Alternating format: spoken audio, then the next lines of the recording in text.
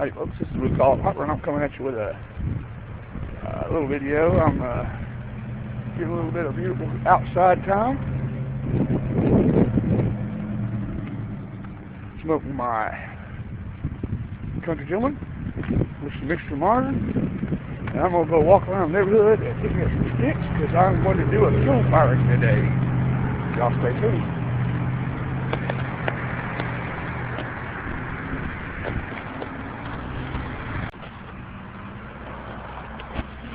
That's right, boys and girls. I didn't have to walk very far. That's my apartment. And here's a big pile of wood that will make perfect wood for the top of my kiln, get my little kiln started. So I'm going to be down here and grind me a bunch of little pieces. And then we'll go from there. Alright. Well, just finished cleaning out the kiln. You can see down in there. Got all the ash and crap out of there. I had a little bit of a heat loss right here, where some of the soil fell out. Completely expected. Sorry, I've got kaolin wool. So I actually packed kaolin wool in that hole there. That'll stop any heat loss from that point.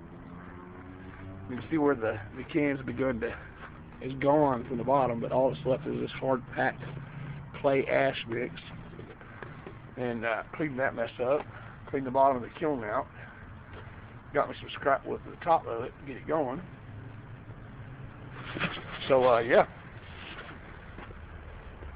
In about another 30-45 minutes, I'll be able to start getting it fired up. Keep it locked in. Alright. This batch has been in the oven for 1 hour at 450 degrees. It's enough to drive out any remaining potential for water and warm the pieces up. And now I'm going to load the kiln up, so give me just a minute. Alright, we got a little layer of charcoal down in there, just about a layer deep. Now we're going to grab these still quite warm pieces of clay with my tongs and very gently lay them down in a coal.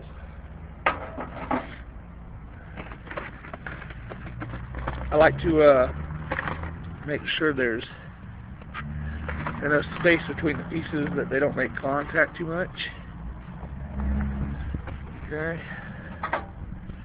And then, sorry for the wiggly video. Sometimes picking these things up with tongs is a real challenge. There we go. And down in the hole it goes. Okay. No way you can see that, but and then you deposit some more charcoal down in there.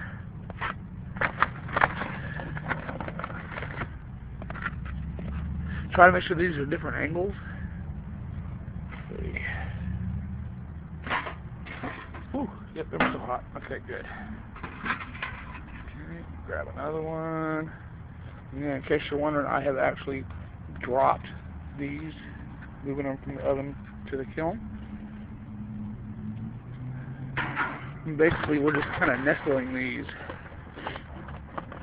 into this area to kind of promote a fairly decent fire. And then we need to grab one more. Usually about 4 is about all I dare put in here. Okay, and then, oh my god, don't drop it, don't drop it. Alright. And it's in. Alright, we got those 4 loaded up. Now, the easy part. Very gently bury the whole entire can in charcoal. Like so. Until the whole can is good and loaded. Right up to the surface. And as this stuff burns down, it's going to, let me drop back here so you can see what's going on a little better. Try to pack up all the excess space with as much coal as you can.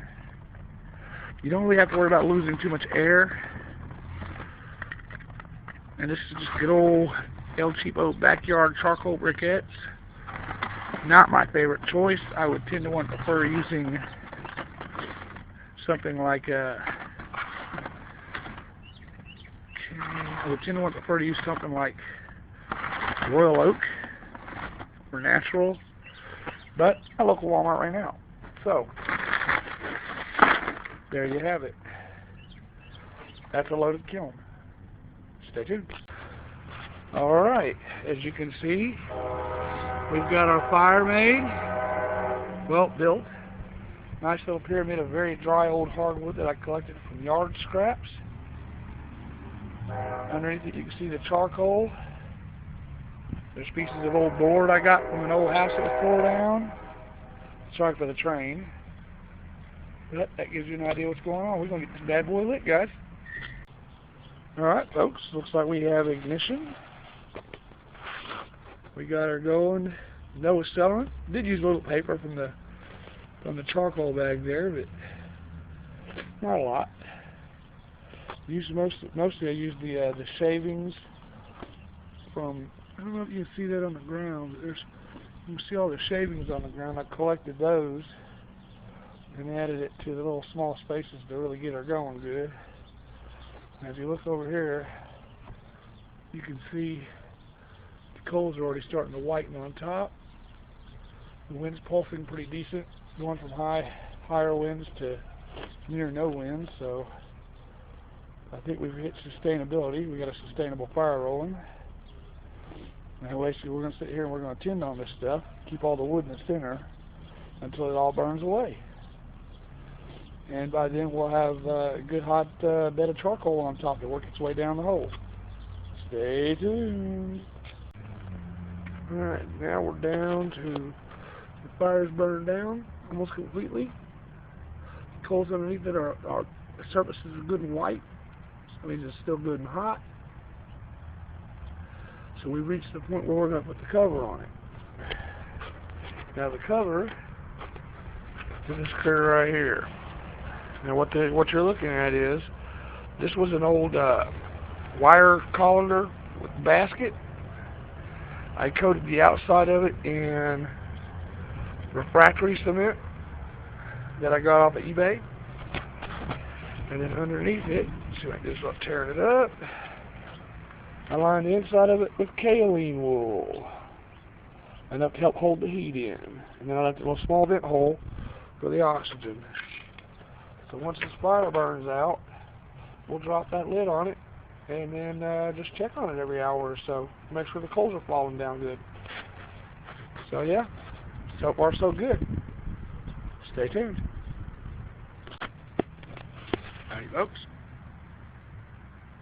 One more time, this blue collar piper coming at you. The kiln is set, and now the long part begins. Smoking my Missouri Meerschaum Patriot with an added vulcanite stem, a little bit of luxury navy flake, and I'll show you how I know that the kiln's working.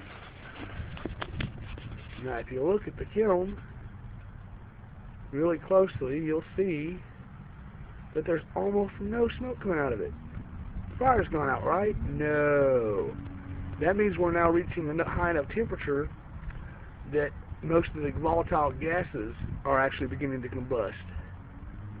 So the heat is getting trapped and steadily building. And that's what you're shooting for, is you want the heat to build up in there until it reaches pretty ridiculous temperatures. Namely, temperatures high enough to actually fire clay. So, and that's where we're at. Every once in a while you'll catch whiffs of smoke coming out. So that means we're doing it right. So, probably about 6, 7, maybe 8 hours later, I'll be able to see what we got. So, that's that. I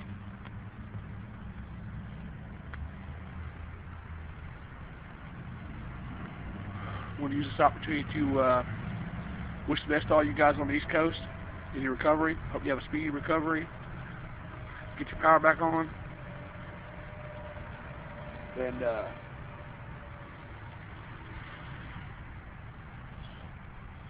to those of you who are in the